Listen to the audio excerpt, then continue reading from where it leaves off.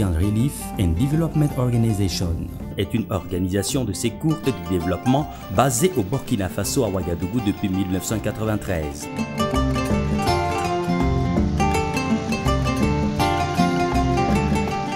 Sa mission est de travailler aux côtés des églises et missions évangéliques et dans les communautés de base pour aider les personnes démunies à recouvrir leur dignité d'homme faite à l'image de Dieu.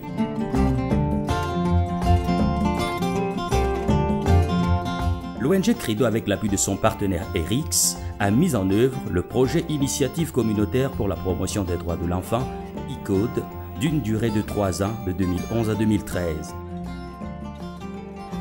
Le projet ICODE a mis l'accent sur la responsabilisation locale et facilite l'émergence d'initiatives locales pour l'épanouissement des enfants vivants dans la commune de Bama.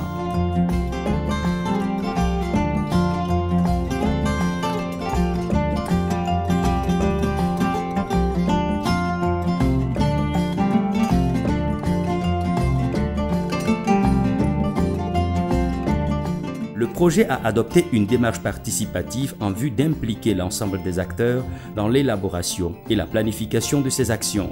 Les femmes, les hommes, les leaders, les structures déconcentrées et les organismes intervenant dans la zone ont été impliqués. L'objectif du projet est de contribuer au développement et au bien-être de l'enfant dans le respect de ses droits avec sa participation et en collaboration avec les acteurs dans la commune de Bama, à travers le renforcement des capacités des acteurs sur les droits de l'enfant, la santé et la malnutrition des enfants de moins de 5 ans, l'amélioration de l'offre éducative, les activités génératrices de revenus au profit des ménages vulnérables. Credo, c'est une organisation non gouvernementale qui est née d'une organisation américaine qui s'appelait World Relief. Nous sommes nés en 1993. Mais nous sommes rentrés en pleine action en 1995. Alors Credo s'est engagé dans la lutte contre la pauvreté sous différentes formes.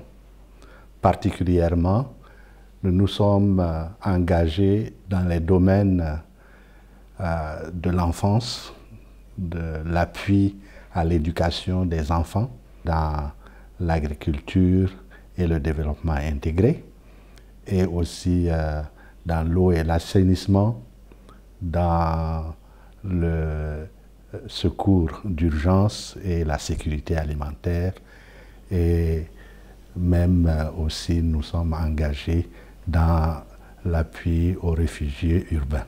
Nous nous sommes engagés à travailler aux côtés des paysans, aux côtés du monde rural, aussi bien qu'aux côtés des personnes vulnérables au niveau des villes. Nous avons 2 grands projets qui sont des projets intégrés. Il y a le P10, projet intégré de la Sicile, et le PDHB, donc projet intégré des hauts bassins.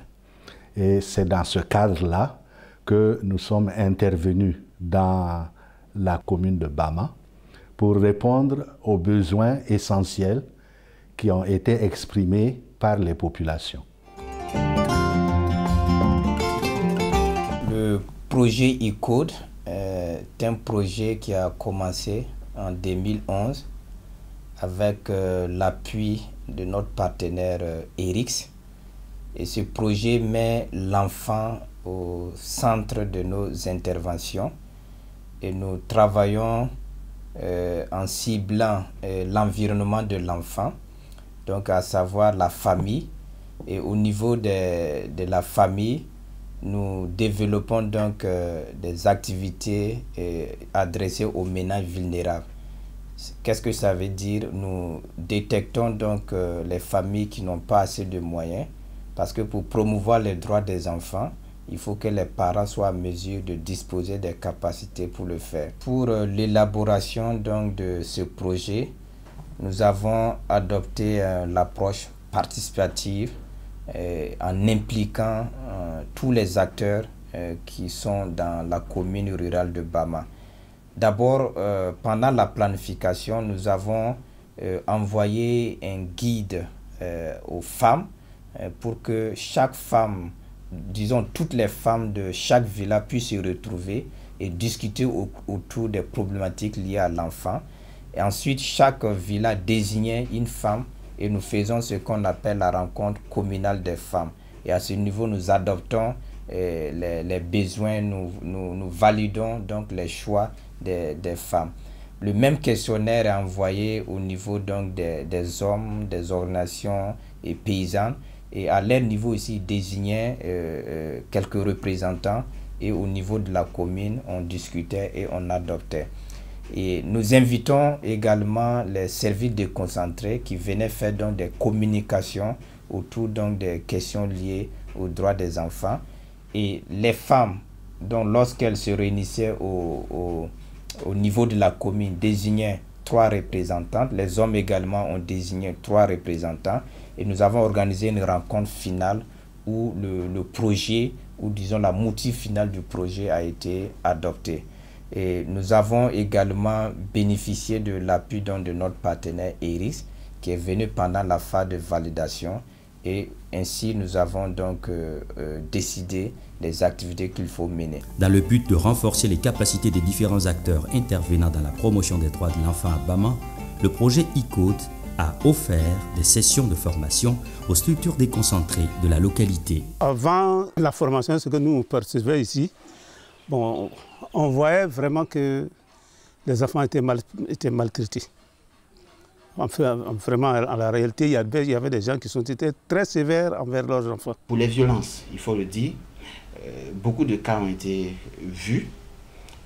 Nous avons même souvent été obligés d'interpeller les autorités pour qu'elles puissent intervenir un tant soit peu, parce que beaucoup d'enfants étaient victimes de maltraitance. Il faut le dire, beaucoup de jeunes filles aussi étaient victimes de grossesses précoces. Beaucoup aussi étaient victimes de l'excision. Le dynamisme participatif du projet a guidé l'ensemble des acteurs à travers des rencontres d'information et de sensibilisation régulièrement organisées avec les bénéficiaires. Après la formation, vraiment, nous avons vu que le droit des enfants, c'est une réalité. Ça aide l'enfant à s'épanouir, ça aide l'enfant même à faire ce qu'il doit. Actuellement, en tout cas, les conditions de l'enfant sont améliorées. Maintenant, les enfants sont scolarisés. Avant, les enfants étaient maltraités. Ils allaient ramasser des noix de qualité au champ dans la nuit. Donc, ils gardaient les bœufs, ils faisaient les travaux forcés. On pensait même que l'enfant d'un pauvre n'a rien à faire à l'école. Maintenant, en tout cas, nous savons ce que c'est que les droits de l'enfant dans notre village. Dans la réalisation des activités, le projet a pris en compte les intérêts de chaque acteur et sa disponibilité à mettre en œuvre de nouvelles stratégies efficaces et durables. En ce qui concerne la mise en œuvre des activités sur le terrain, nous pouvons dire que cette mise en œuvre se fait en collaboration avec les acteurs avec lesquels le projet a été planifié. Dans notre village, nous menons des sensibilisations. Comme il y a les bureaux séparés dans les villages, donc il y a des délais où le bureau se réunit pour parler de son programme. Et nous rencontrons le public cible. Nous allons dans les quartiers, dans les concessions, on sensibilise les parents. Si on voit un enfant où les droits sont violés, on s'en va vers ses parents pour lui expliquer le droit de l'enfant. Même les parents qui ne viennent pas aux rencontres, nous les allons chez eux à la maison. Nous aidons les parents à avoir des actes de naissance à la mairie et à la préfecture. La philosophie en réalité est basée sur l'intérêt supérieur de l'enfant. Et nous nous sommes dit, pour le faire, il faut travailler avec l'ensemble des acteurs qui se trouvent dans la zone pour promouvoir les droits des enfants.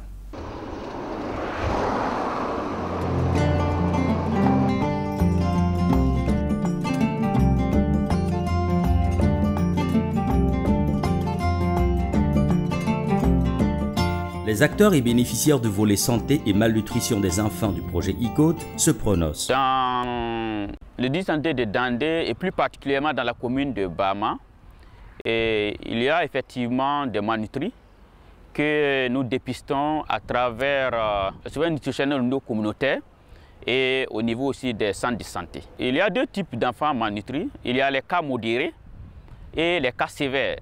Les cas modérés sont pris en charge en ambulatoire et les cas sévères sont pris en charge, certains en ambulatoire par de plein punette et d'autres aussi en interne au niveau du serment de Dandé et aussi au niveau du crène de Banakilindaga.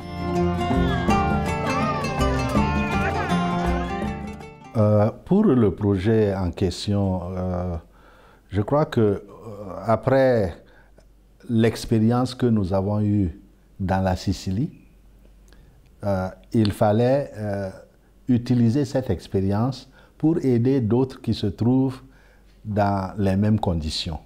Vous savez, généralement, les zones du sud sont mieux arrosées et on ne comprend pas qu'il y ait des problèmes de nutrition, par exemple, dans une zone où on produit de la nourriture.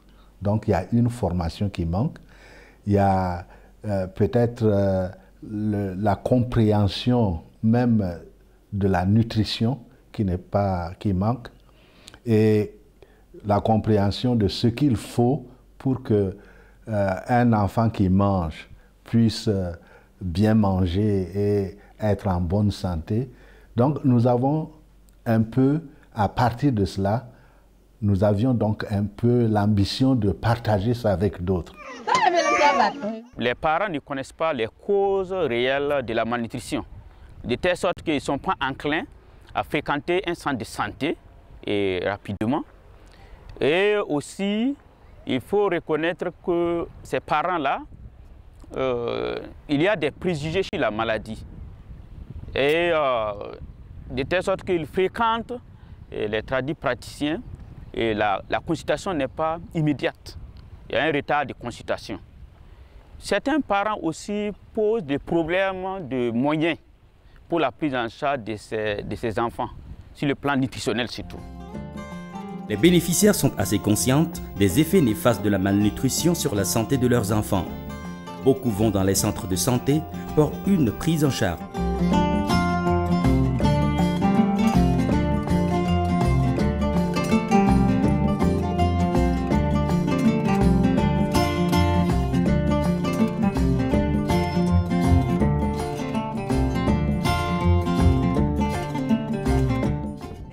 Je suis allée avec mon enfant dans un centre de santé. À l'accouchement, il n'avait pas de problème. Entre-temps, j'avais des soucis de santé. Mes seins faisaient mal et l'enfant a refusé d'allaiter. Les agents l'ont consulté et m'ont dit que mon enfant est malnutri. La pesée est régulière. On lui donne des compléments nutritionnels tels que le plum peanut et des chocolats. Actuellement, je suis très contente de l'état de mon enfant. Il parle de prise en charge de malnutrition, il parle d'entrant. C'est-à-dire l'intrant, c'est comme le point focal du district a dit. C'est les rations faites de bouillie, les rations sèches de bouillie faites à base d'aliments locaux, le plein net, les médicaments et le matériel de démonstration et matériel médico-technique également pour la prise en charge. Si Credo pouvait nous appuyer aussi dans la mise en place des centres d'éducation nutritionnelle dans les villages et hameaux. En tout cas, ça va nous permettre en tout cas, de résoudre le problème d'ignorance et le problème de méconnaissance de la malnutrition.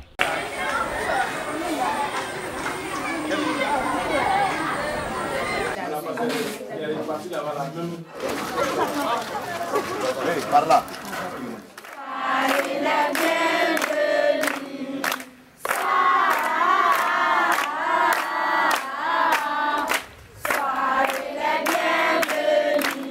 Au niveau des écoles, nous faisons ce que nous appelons les projets écoles. Et les écoles qui sont intéressées donc montent un projet qu'ils soumettent au projet. Et en réalité, les projets ont pour objectif donc de promouvoir les droits des enfants au sein des écoles, mais aussi de promouvoir les cantines endogènes.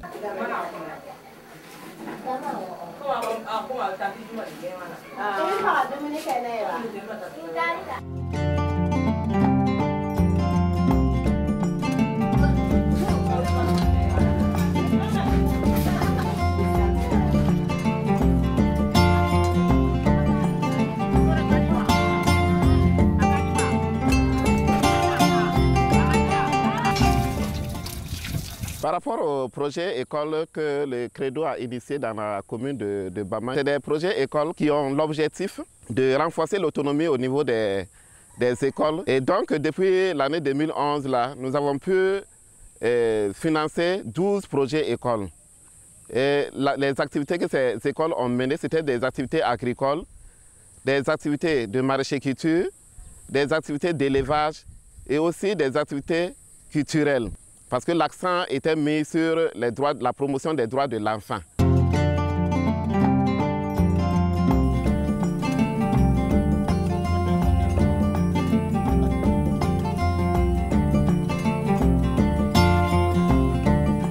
Les acquis du projet Credo au niveau de l'école à 3 niveaux.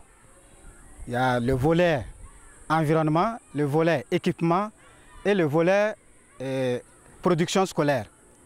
Au niveau de l'équipement, nous avons reçu du projet Credo des dons en table-banc, des postes d'eau potable, une trousse médicale, la réparation de notre forage et la construction d'une latrine à 3 postes. Credo nous a appuyés en financement.